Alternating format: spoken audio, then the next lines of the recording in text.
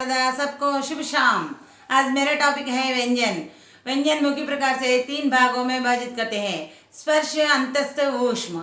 स्पर्श जिन वर्णों को उच्चारण करते समय जिह्वा ने मुंह में भिन्न भिन्न भागों को स्पर्श करती है, इसलिए इसे स्पर्श वर्ण कहते हैं।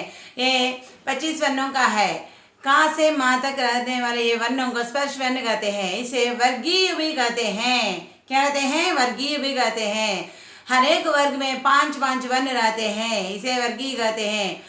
हर एक वर्ग में रहने वाले 5 वर्णों में से पहला वर्ण से इसका नाम लिया जाता है। जैसे कवर्ग, चवर्ग, टवर्ग, तवर्ग, पवर्ग, इसे स्पर्श कहते हैं। हमको तेलुगु में भी ऐसा चलाते हैं। कवर्ग, चवर्ग, टवर्ग, तवर्ग, पवर्ग, 5 వర్గములు। దాన్ని 5 వర్ణాలలో మొదటి దానిని తీసుకొని కవర్గము, చవర్గము, తవర్గము, పవర్గము అని చెప్పని అంటారు ఇట్లాగా। నెక్స్ట్ अंतस्थ। अंतस्थ या रा ला वा, ये 4 वर्णों को अंतस्थ कहते हैं। इन वर्णों का उच्चारण करते समय जिह्वा ने मुंह में किसी भाग का भी स्पर्श नहीं करती।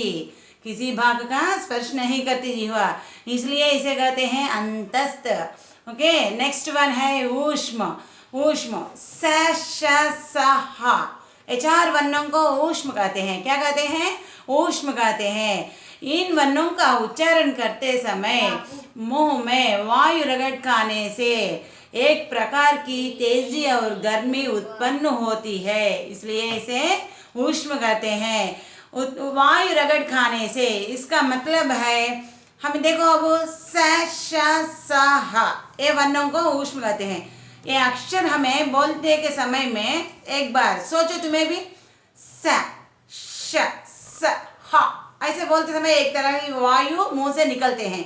ऐसा वायु एक प्रकार की काम करती है। वायु रगड़ खाना बोले तो एक प्रकार की क्रिया करना, एक प्रकार की काम वायु ने मुंह में करती है, इसलिए ऐसा करने के बाद इस लेटर मुंह से बाहर आती है। इसलिए वायु रगड़ खाने से एक प्रकार की तेजी और गर्मी उत्पन्न होती है, इसलिए इसे ऊष्म कहते हैं। स श स ह, इसको ऊष्म, या रा ला वा, इसको क्या बोलते हैं? अंतस्थ। पूरी तरह से एक भाग को भी टच नहीं करती। स्पर्श, स्पर्श बोले तो टच है, टच नहीं करती। तुम्हें भी देख लो, बोलते समय या रा ला वा कहाँ भी टच होते हैं? एक ही लेटर पे ऊपर एक बार ऐसा टंग ने टच करते हैं। थोड़ा से, पूरी तरह बोले तो बिल्कुल ऐसे टच लगाना, ऐसे नहीं होते ना, ऐसा लगने की बिना नहीं लगते हैं, नहीं लगते हैं, ऐसे देखने की तरह लगते हैं। ओके ना। अयोग्वाह मेरा नेक्स्ट है। अयोग्वाह। अयोग्वाह, अयोग्वाह का अर्थ क्या है? योग रहसी होने पर भी अर्थ के लिए वहन करती है। समझ में आए?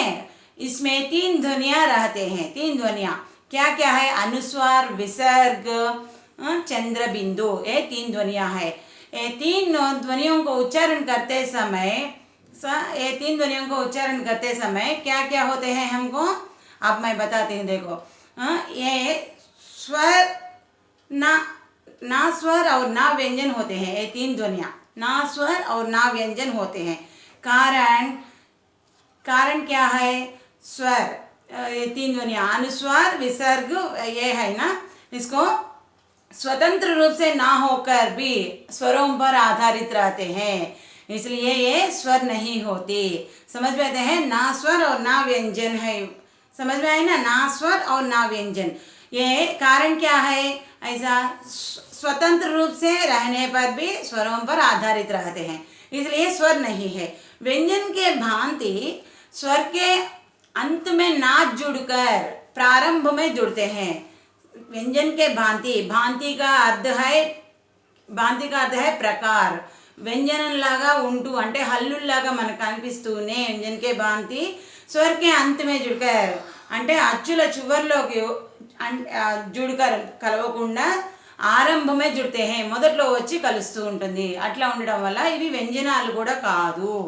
అయోగ్వాహలో ఉండేవి అనుస్వారు, చంద్రబిందు, విసర్గ, ఇవి ఉంటాయి। అమ్మ అంటాం కదా, అమ్మ అన్నప్పుడు ఆ అనేది స్వర వస్తుంది। ఓకే, దానిపైన డాట్ ఉంటుంది, దాన్ని అమ్మ అంటే 0 పెడతాం కదా మనం, దాన్ని అమ్మ।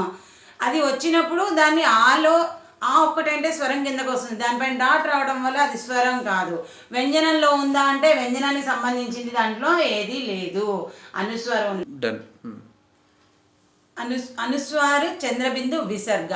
వీటిల్లో అనుస్వారులు అంటే ఆ పక్కన సున్నా, విసర్గ అంటే 2 సున్నాలు ఉంటాయి, చంద్రబిందు అంటే పైన ఉంటుంది ఆకి. వీటి మూడిట్లో కామన్గా వచ్చేది ఆ అనే స్వరం మాత్రమే, అంటే అచ్చు మాత్రమే ఉంటుంది. హల్లులకి సంబంధించిన వాటిలో ఏవి కూడా వీటిలో లేవు. కాబట్టి ఇది హల్లుల కిందకి రాదు, ఇటు అచ్చుల కిందకి రాదు. ఎందుకంటే దీంట్లో విసర్గ కలుస్తోంది, అటు సున్నా కలుస్తుంది, ఇటు చంద్రబిందు కలుస్తుంది. కాబట్టి ఇటు స్వరం కిందకి అంటే అచ్చు కిందకి రాదు. అచ్చులు హల్లులు కాకుండా ఉన్నవే ఇవి అయోగ్వాహ కిందకి వస్తాయి. ఓకే, इसको अयोग्वाह कहते हैं. मेरा वीडियो आपको पसंद आए तो सब्सक्राइब करो, लाइक करो. आपकी सजेशंस मुझे कमेंट के रूप में दीजिए. धन्यवाद.